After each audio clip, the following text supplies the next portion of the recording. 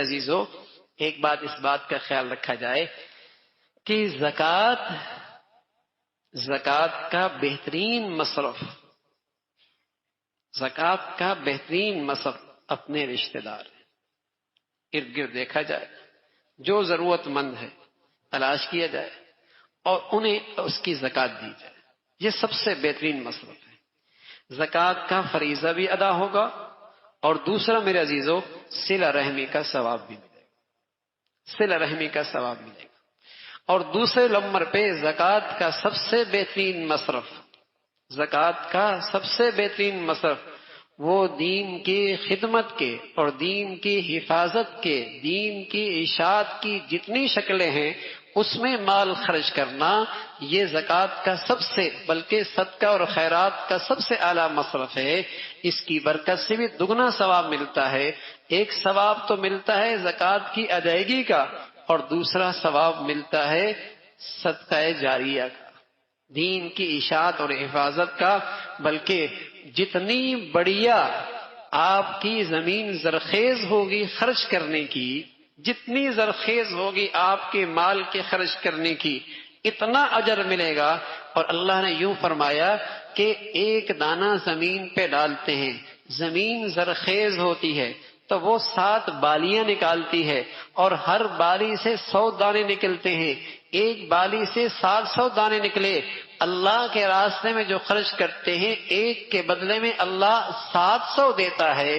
لیکن فرمایا نا بس نہیں، واللہ یضاعف لمن یشاء، اگر وہ زمین زرخیز ہے جہاں آپ کا مال اور پیسہ لگا ہے، آپ نے تو مال لگا دیا زرخیز زمین پر، اور اس مال سے ایسا آدمی تیار ہوا جس نے سینکڑوں حافظ تیار کر دیے، جس نے سینکڑوں گھروں کے اندر قرآن کا نور پہنچا دیا، جس نے سینکڑوں دلوں کے اندر ایمان کی روشنی پیدا کر دی، جس مال سے سینکڑوں اسلام کے داعی اور خادم پیدا ہو گئے، جس کی برکت سے اسلام کے مبلغ اور دین کے خدام پیدا ہو گئے، آپ کی نے مال خرچ کیا ایسی زرخیز زمین پر، تو اللہ کہتا ہے واللہ یضاعف لمن یشاء، پھر تو 700 گنا نہیں، اتنا بڑھا دوں گا جتنا پھر اللہ چاہے گا،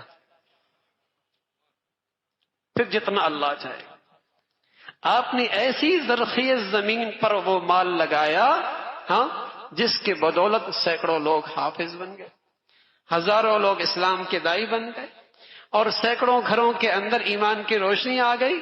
آپ کو تو اندازہ نہیں ہوا، لیکن ایسے لوگ آپ کے مال سے تیار ہو گئے جنہوں نے آپ کے لیے نیکیوں کا ایک ذخیرہ چھوڑا۔ تو بہت بڑی سعادت ہوتی ہے میرے عزیزو کہ مال میرا اتنے بڑھیا جگہ پہ لگ گیا۔ تو دین کی خدمت، دین کی اشاعت، دین کی حفاظت کی جتنی شکلیں ہیں، یہ آپ کے مال کا سب سے بہترین مصرف۔ رشتہ دار صلہ رحمی کا ثواب ہے، اور پھر یہ مصرف ہے جس سے آپ کے لیے صدقہ جاریہ ہے اور دین کی حفاظت کی شکلیں ہیں۔ تو میرے عزیزو، مسلمان کی شان ہے وہ سخی مزاج ہوا کرتا ہے، وہ سخی مزاج ہوا کرتا ہے۔ پہلے تو مسلمان اپنے حلال مالوں سے اور اپنے مال کے تہائی حصے سے دین کے لیے وقف کیا کرتے تھے، لیکن اب تو رہا سا وہ واجب اور زکوٰۃ کے مصرف ہے۔ اگر وہ بھی مسلمان خرچ نہیں کریں گے تو میرے عزیزو اللہ کا دین تو زندہ رہے گا لیکن ہم محروم ہو جائیں گے۔ اللہ کا دین تو زندہ رہے گا جب تک اللہ کو منظور ہوگا، لیکن ہم محروم ہو جائیں گے۔ تو جو مسلمان اپنے مالوں کو اللہ کے دین کی محبت میں خرچ کرتے ہیں، اللہ اس کی برکت سے ان کے گھروں کے اندر بھی پھر دین کو زندہ کرتا ہے، پھر ان کے اولادوں کو بھی اللہ دین عطا فرماتا ہے۔ تو میرے عزیزو، مال خرچ بھی کیا جائے اور پھر اللہ سے قبولیت بھی مانگے۔ علماء نے لکھا کسی عمل کے کامل ہونے کے لیے 3 شرطیں۔ ایک شرط تو یہ ہے کہ کتنی بھی بڑی نیکی کر لے، خیال کرے کہ بہت چھوٹی کی ہے، خیال کرے کہ بہت چھوٹی کی ہے۔ اور دوسرا یہ کرے کہ جس قدر مخفی نیکی کر سکتا ہے کرے۔